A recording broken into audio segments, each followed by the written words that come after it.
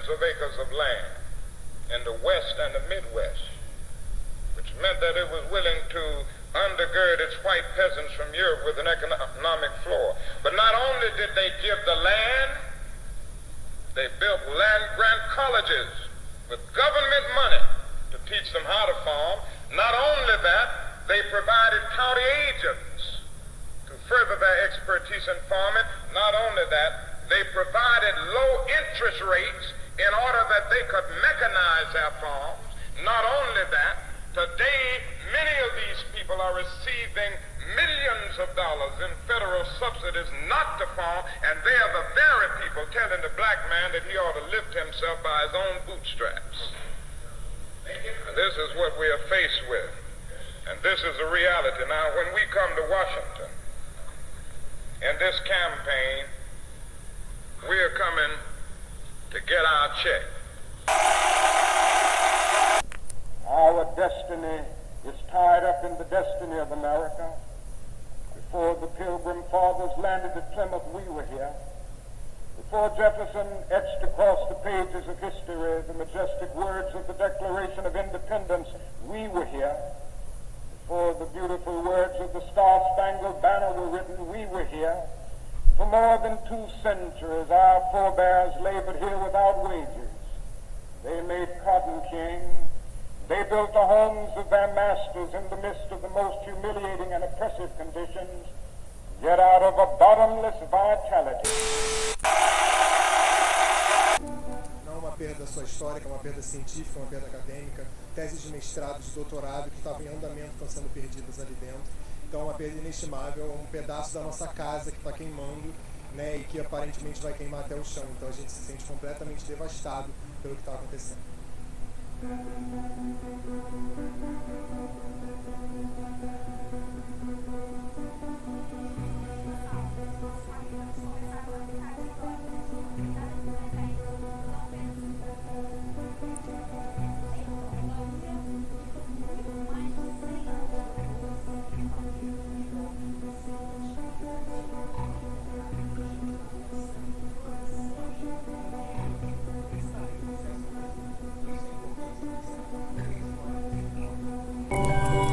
While diligently doing some research on the fire in the Brazil Rio de Janeiro Museum last year, 2018, I come across an article that states there may be an element of racial politics in this.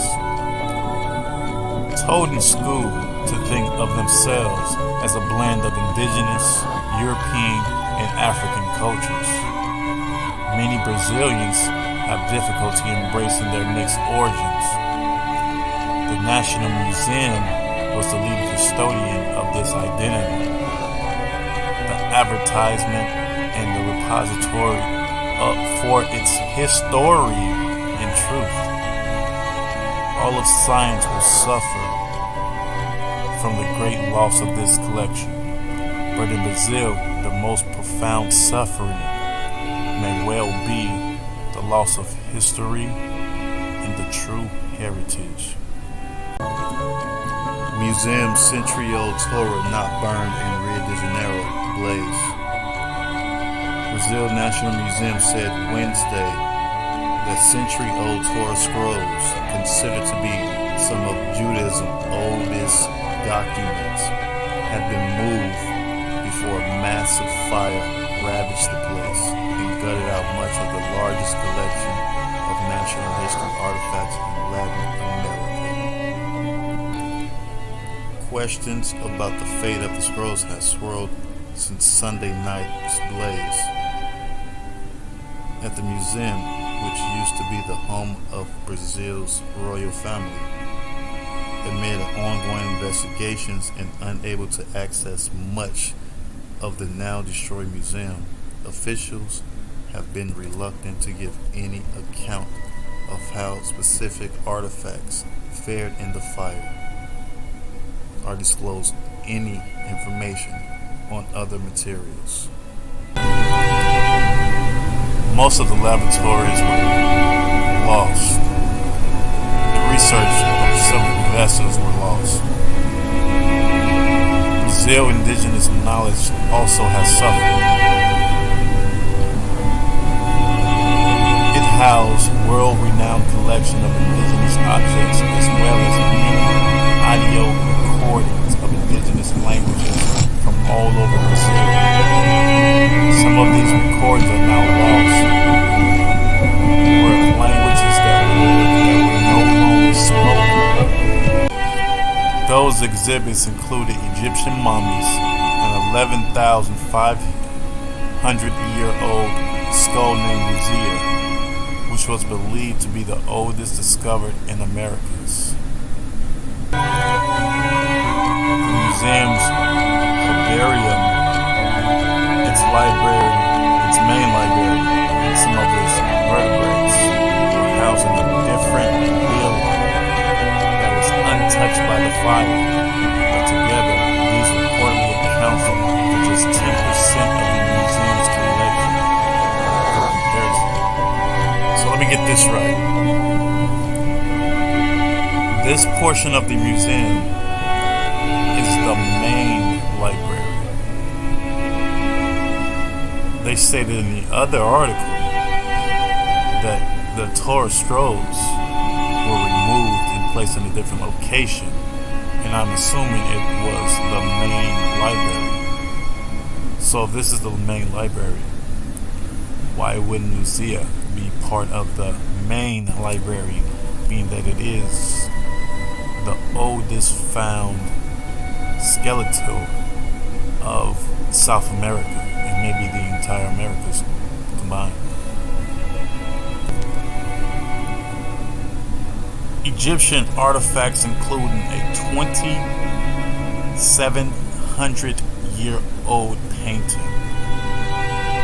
So you're telling me Egyptian artifacts found in the Americas?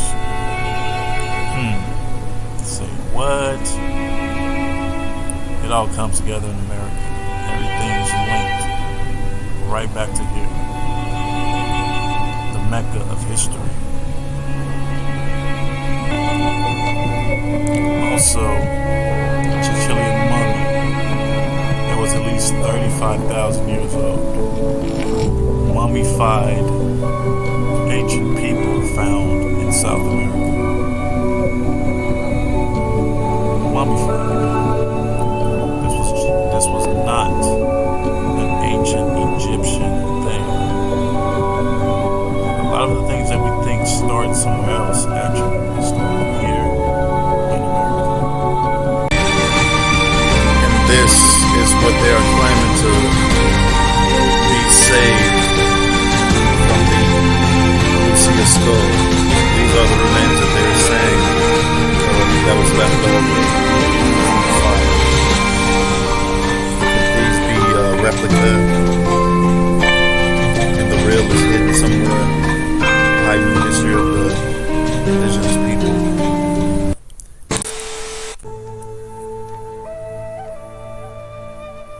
But who were these pioneers? A much earlier wave of Mongoloids, or another race altogether?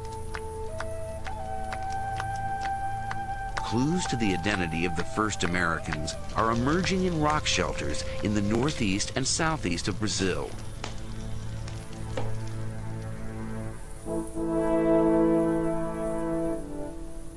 Archaeologists there have recently unearthed human remains.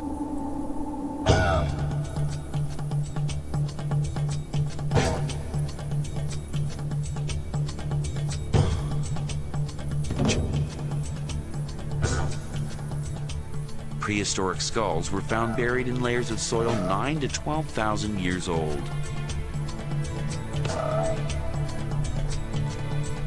They are the oldest skulls in the Americas.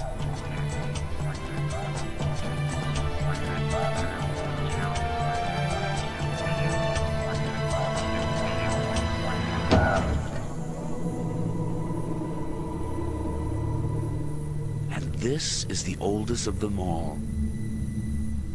The skull of a young woman nicknamed Luthia by scientists. Can she tell us who the first Americans were?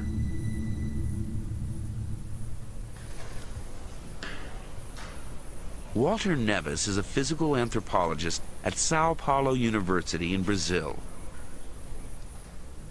He's been using a standard and reliable archaeological measure, the shape of the skull, to find out what race she belonged to. 91. He fully expected Luthia to be a Mongoloid, an ancestor of the American Indians. 91. But then he fed the measurements into the computer. When we start running the computer and seeing the results, it was amazing because we realized that the statistics, the quantitative analysis we were doing was not showing these people to be Mongoloid. In fact, the analysis was showing these people was anything except Mongoloid.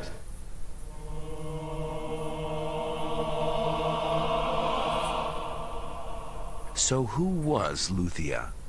And where did she come from?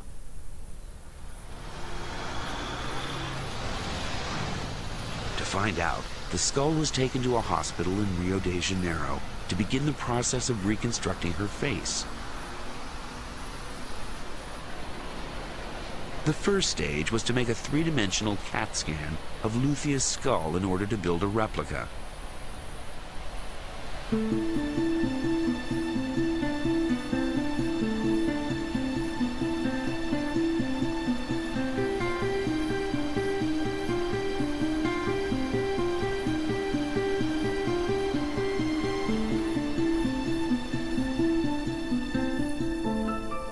The cast was then given to Richard Neve of the University of Manchester in England, one of the world's leading forensic artists, to recreate her features.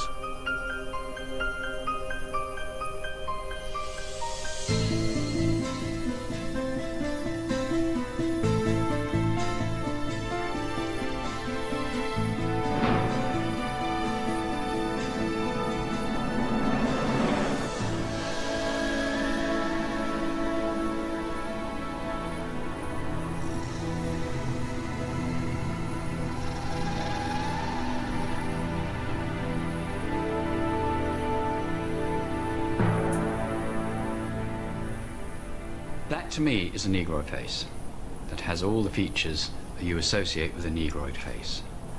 The proportions of the face, it doesn't say anything about it being Mongoloid. Was this then the face of a first American? Her reconstruction is confirmed by measurements Walter Neves has taken of all his skulls. The first reaction was not to believe in it. But as the results, repeated so many times, and the result is exactly the same thing. They are very similar to nowadays Aborigines and Africans, and no similarity at all with Mongoloids in Asia or with American Indians. When I was reading to prepare for this interview, I was quite surprised to see you use the word Aborigines talking about African Americans. 1860 United States Federal Census. I just brought up just one of the people that was on this list. It says Schedule 1 free inhabitants, and I'm not sure what that says exactly. In county of, it looks like Kent, state of Tennessee, enumerated by me on the 21st day of July 1860. I can't really read what that says, but it's a lot of people on this list here, and it's different ages, some young, some older, male, female. Doesn't have the races on here at all. It has the names.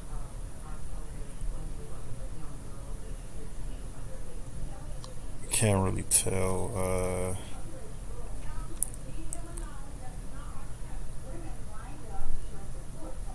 Some of them have occupations. It's a few with occupations, but for the most part, everybody was born in the States. Remember, this is 1860. Tennessee, North Carolina, Virginia, Tennessee, North Carolina.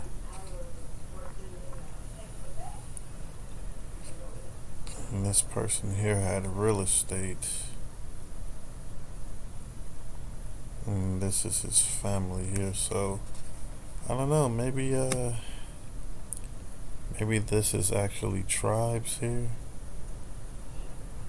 All of these people are freed on this day or whatever. So I'm not sure if these people had been enslaved previously by that person. I couldn't actually read the name off. But it's a pretty long list here. Let's see, get a better look.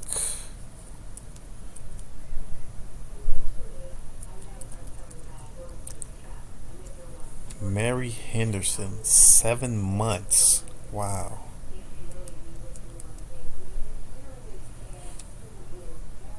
Three-year-old Lucinda Henderson.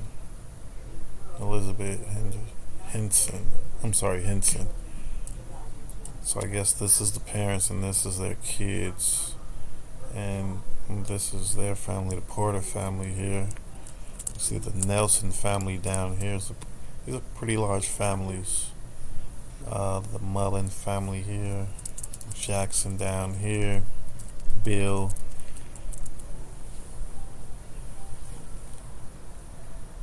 I don't know if this is misspelling or Mary Sulan.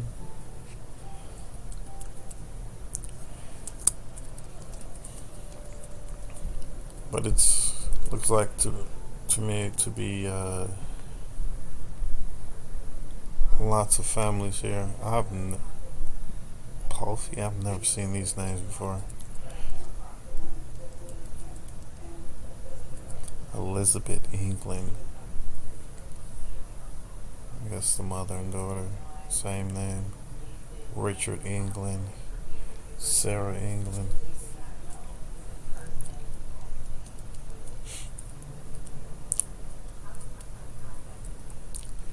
It's kind of odd. I'm not really sure if this is families that came over that's looking for housing, but it said they were in the census here. It said they were enumerated,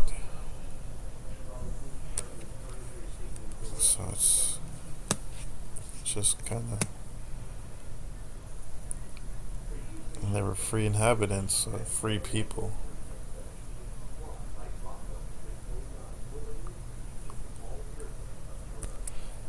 So I went back to the 1850 census. Free inhabitants.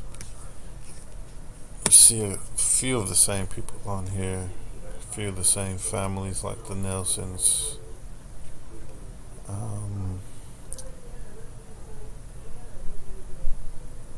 You get a couple of new ones. Kings.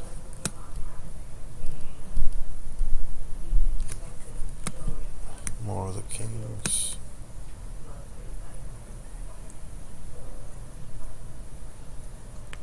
And you see a lot of their occupations as farmer. North Carolina, Tennessee, basically the same areas. So then you see Ireland. That's a little different, and you see the surname McLennan. But there's still no races here. You still don't see any races. So you got a few people here from Ireland.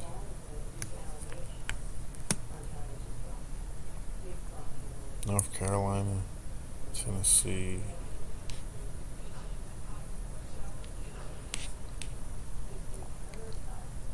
Surname Scott. McLennan. That must be the Ireland. Interesting.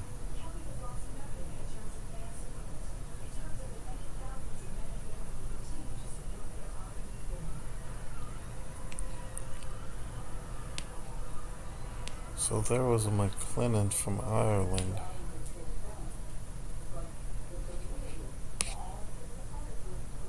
There it is. Margaret McLennan, Ireland.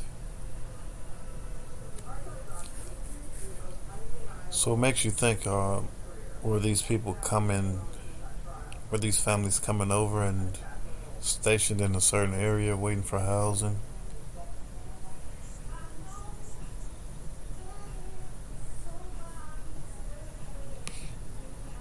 You know, Ireland.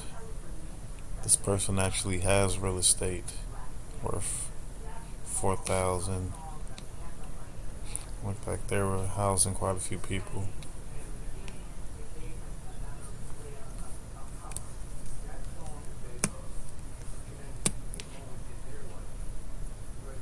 North Carolina, this person has real estate worth 800. Occupation farmer.